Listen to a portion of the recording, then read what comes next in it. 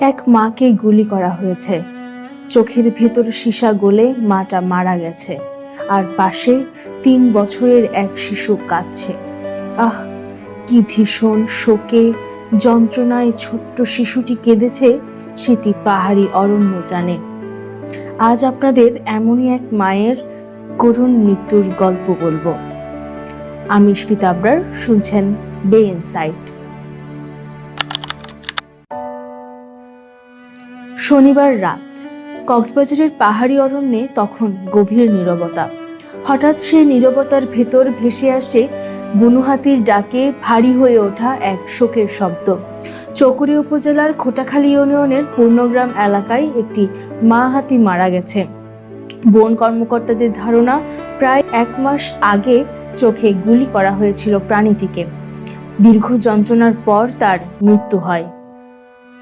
স্থানীয়দের ভাষ্য অনুযায়ী শনিবার বিকেলে পাহাড়ের নিচে আহত হাতিটিকে পড়ে থাকতে দেখা যায়। তখনও সে বেঁচে ছিল, কিন্তু দাঁড়ানোর শক্তি ছিল না।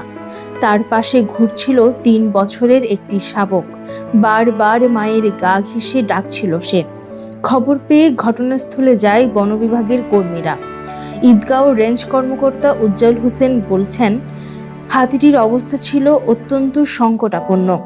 দ্রুত চিকিৎসার চেষ্টা করা হলেও রাত 11টার দিকে মারা যায় প্রাণীটি। কিন্তু এরপর যা দেখা গেছে সেটি স্থানীয়দের অনেকেই বলছেন তারা জীবনে ভুলবেন না। মা হাতিটির মৃত্যুর কিছুক্ষণ পর পাহাড় থেকে নেমে আসে 10 থেকে 12টি বুনো হাতির একটি পাল। তারা মৃত হাতির চারপাশে কিছুক্ষণ দাঁড়িয়ে থাকে, ডেকে ওঠে, গর্জন করে।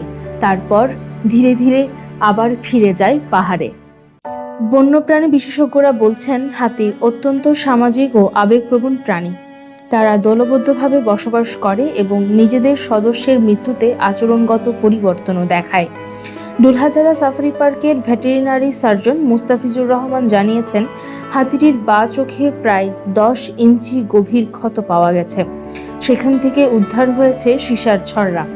তার ধারণা, স্থানীয়ভাবে তৈরি আগ্নেয়াস্ত্র দিয়ে হাতিটিকে গুলি করা হয়েছিল।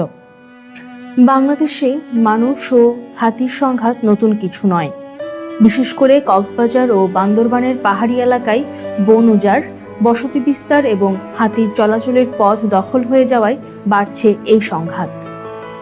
বন বিভাগের তথ্য অনুযায়ী গত কয়েক বছরে দেশে একাধিক হাতি মারা গেছে বিদ্যুৎস্পৃষ্ট হয়ে, ফাঁদে পড়ে কিংবা গুলিতে।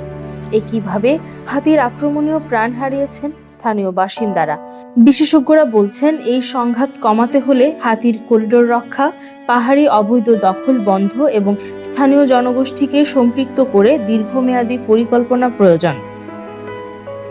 কারণ একটি হাতির মৃত্যু শুধু একটি প্রাণীর মৃত্যু নয়, এটি ধীরে ধীরে হারিয়ে যেতে থাকা একটি বন, একটি বাস্তুতন্ত্র এবং মানুষের সঙ্গে প্রকৃতির সম্পর্কেরও গল্প। এতক্ষণ সাথে থাকার জন্য ধন্যবাদ। বে ইনসাইট দেখুন, পড়ুন।